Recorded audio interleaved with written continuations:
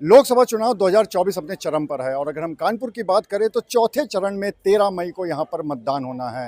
लेकिन यहाँ के चुनाव को लेकर लोगों के क्या विचार हैं, ये आज हम जानने के लिए आए हैं कानपुर कोर्ट में, क्योंकि अधिवक्ताओं को बुद्धिजीवी वर्ग कहा जाता है और वो क्या सोचते हैं कि इस बार किसकी लहर चल रही है, कौन जीत सकता है, क्या मुद्दे हो सकते हैं। और सबसे बड़ी बात कि इस बार जिस तरह से कम वोटिंग होती दिख रही है उसका कितना असर कौन सी पार्टी इस पे पड़ेगा, इन सब पे बात करने के लिए हमारे साथ अधिवक्ता यहाँ पर मौजूद हैं। इनसे एक एक करके बात कर लेते हैं। सर, सबसे पहले आप ही से बात करते हैं कि इस बार क्या लग रहा है कि कौन पार्टी यहाँ पर अपना परचम लहरा सकती है, अगर हम कानपुर नगर सीट की बात करें। मुझे लगता है कि कानपुर से तो बीजेपी पार्टी ही जीतनी चाहिए, क्योंकि जो बीजेपी का कार्यकाल रहा है वो काफ़ी संतोषजनक रहा है, डेवलपमेंट के पॉइंट ऑफ व्यू से या जो नेशनल इश्यूज थे उनको सॉल्व करने के पॉइंट ऑफ व्यू से और जनरली पब्लिक वेलफेयर में। तो मुझको लगता है कि कानपुर से ही नहीं बल्कि ऑल ओवर इंडिया बीजेपी को ही जीतना चाहिए। इनको ऐसा लगता है कि बीजेपी को जीतना चाहिए, लेकिन इस बार वोटिंग परसेंटेज बहुत कम होता जा रहा है। पहले चरण में भी कम हुआ, दूसरे चरण में भी कम हुआ और यहाँ तो मई में है, एकदम मिड मई में जो एकदम भीषण गर्मी होती है।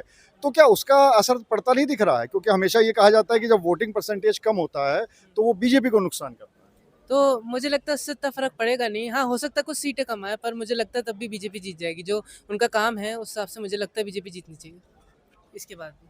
ऐसा लगता है कि बीजेपी जीतनी चाहिए। हमारे साथ और अधिवक्ता भाई हैं। आपको क्या लगता है कि इस बार क्या सिनेरियो कानपुर का बनता हुआ दिखाई पड़ रहा है? सर, कानपुर के सिनेरियो के बारे में बात करें तो बीजेपी का पलड़ा भारी रहेगा। आलोक मिश्रा जी कांग्रेस से जो प्रत्याशी हैं गठबंधन के, उनका भी वोटिंग परसेंटेज ऐसा नहीं है डाउन रहेगा, लेकिन बीजेपी की सीट कानपुर नगर से निकलेगी इसके लिए।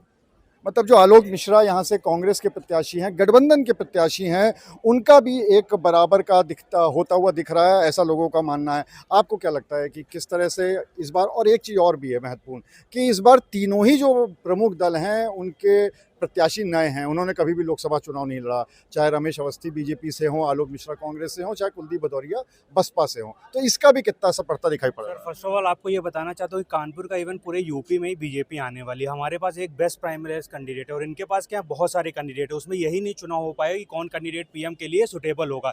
एक साल इनका रहेगा, 2 साल किसी और का रह सकता है। दूसरी चीज़ हो सकता है एज अ यूथ कई ऐसे उन्होंने स्कीम्स लाई, जैसे स्टार्टअप की, इस तरीके से चीज़ें लाई जो हम लोग के डेवलपमेंट के लिए बहुत ज़्यादा मतलब यूजफुल है। तो एज अ यूथ मैं बीजेपी को सपोर्ट करता हूँ। आपको क्या लगता है कि क्या सिनेरियो दिख रहा है इस बार? देखिए, इस बार कानपुर की सीट फंसी हुई है, क्योंकि यहाँ पर जो भारतीय जनता पार्टी के प्रत्याशी हैं उनको ये कहा जा रहा है कि वे बाहरी हैं, आउटसाइडर हैं, यहाँ के नहीं हैं। और जो आलोक मिश्रा जी गठबंधन के प्रत्याशी, वो यहाँ के स्थानीय प्रत्याशी हैं। उनकी वाइफ पूर्व में मेयर का चुनाव भी लड़ चुकी हैं और वो क्या बोलते हैं लगनशील भी है, मेहनत भी बहुत कर रहे हैं, आप देख चुके हैं। और यहाँ की जो जनता है वो भी परिवर्तन अब चाह रही है। वो यहाँ का मतलब आप देख रहे हैं कि जो आलोक मिश्रा जी हैं वो अपने व्यक्तिगत दम पर, व्यक्तिगत मेहनत पर चुनाव लड़ रहे हैं, ना कि किसी एक फलाने आदमी के कि हम मोदी जी के दम पे चुनाव लड़े, हमें उनके नाम पे वोट दीजिए। वो अपने स्वयं की कार्यशैली के लिए, स्वयं कानपुर की समस्याओं के लिए, स्वयं कानपुर के विकास के लिए वोट मांग रहे हैं, ना कि किसी व्यक्ति विशेष के नाम पर वोट मांग रहे हैं। तो निश्चित ही रूप से इस बार चुनाव का परिणाम बदलेगा और इसमें कोई बड़ी बात नहीं है कि चुनाव गठबंधन के पक्ष में जाएगा, कानपुर की सीट गठबंधन के पक्ष में जाएगी। तो इनको ऐसा लगता है कि कानपुर की सीट गठबंधन के पक्ष में भी जा सकती है, इसलिए क्योंकि यहाँ पर आलोक मिश्रा स्थानीय निवासी हैं और जैसा कि रमेश अवस्थी को कहा जा रहा है कि वो एक बाहरी हैं, हालांकि वो भी रहने वाले यहीं के हैं, अब काफ़ी सालों से यहाँ पे रह रहे हैं, लेकिन ऐसी चर्चाएं हो रही हैं। कुछ महिला अधिवक्ताएं भी हमारे साथ मौजूद है, उनके पास से फिर इस तरफ आ जाएंगे, लेकिन पहले कुछ महिला अधिवक्ताओं से भी बात कर लेते हैं, क्योंकि अगर हम मतदाताओं की बात करें तो तकरीबन बराबर की संख्या में महिला मतदाता इस बार हैं।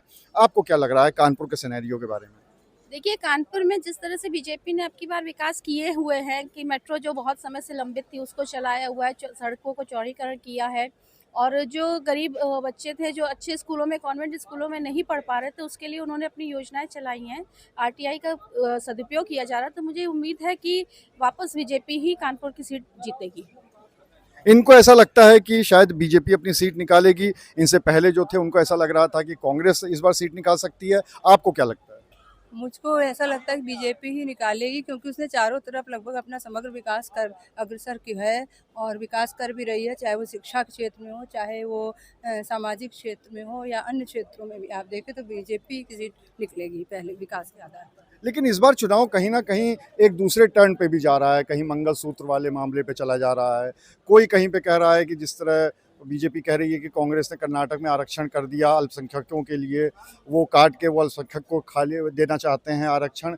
तो इन सारे मुद्दों से ऐसा नहीं लगता है कि विकास का मुद्दा भटक गया है और बीजेपी को नुकसान भी हो सकता है?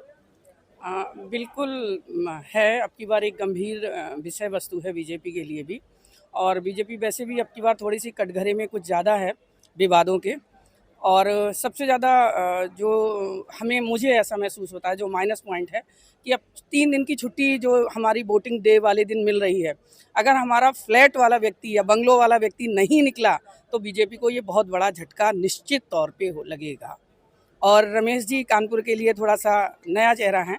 आप लोग पत्रकारिता डिपार्टमेंट से हैं, रमेश जी पत्रकार हैं, और वैसे आलोक जी लोकल हैं यहाँ के, और उनका थोड़ा सा प्रभाव भी अच्छा है। एक विद्यालय और शिक्षा जगत से वो संचालक रहे हैं, तो इसलिए आलोक जी की पकड़ कानपुर में ज़्यादा अच्छी है। तो इनको ऐसा लगता है कि आलोक मिश्रा जो हैं उनकी पकड़ अच्छी है। आपको क्या लगता है कि इस बार क्या सिनेरियो दिख रहा है?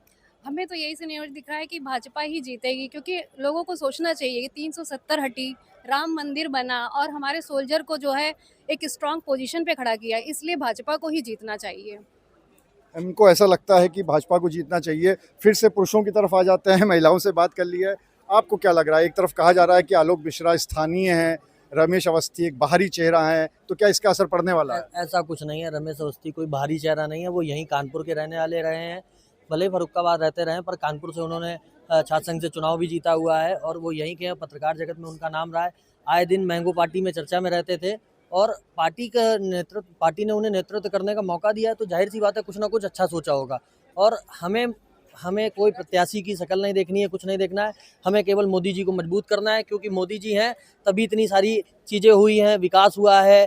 आज इतने बढ़िया फ्लाईओवर देखेंगे, एक्सप्रेसवे देखेंगे, बुंदेलखंड एक्सप्रेसवे देखेंगे, तो बहुत सारी चीज़ें हैं जो मोदी जी ने करी हैं। हमें अपने प्रत्याशी को नहीं देखना है, प्रत्याशी चाहे जैसा भी हो, हमें प्रत्याशी अगर देखेंगे तो हम फिर डिस्टर्ब हो सकते हैं, पर हमें प्रत्याशी नहीं देखना है, हमें केवल मोदी को मजबूत करना है। प्रत्याशी कोई भी हो, पर मेरा वोट कमल को ही रहेगा।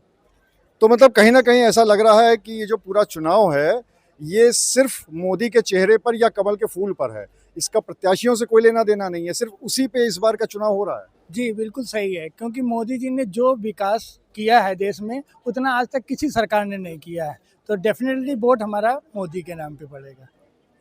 लेकिन जो वोटिंग परसेंटेज कम हो रहा है, इसका कितना असर दिखाई पड़ रहा है? इसका किसको नुकसान होगा? देखिए, जब वोटिंग परसेंट कम हुआ है तो हमेशा सत्ता पक्ष को नुकसान हुआ है, और वोटिंग परसेंट कम होने का एक बहुत बड़ा कारण है कि हम युवा आज हैं, कल क्या है कि मतदान में जागरूक नहीं है। हम दिन पे दिन मोबाइल में लगे रहते हैं, हम 10 मिनट का समय निकाल के वोट देने नहीं चाहते हैं, मगर देश में सब कुछ चाहते हैं, मगर हम निकल के जरा सी धूप में जाकर के वोट देना नहीं चाहते हैं।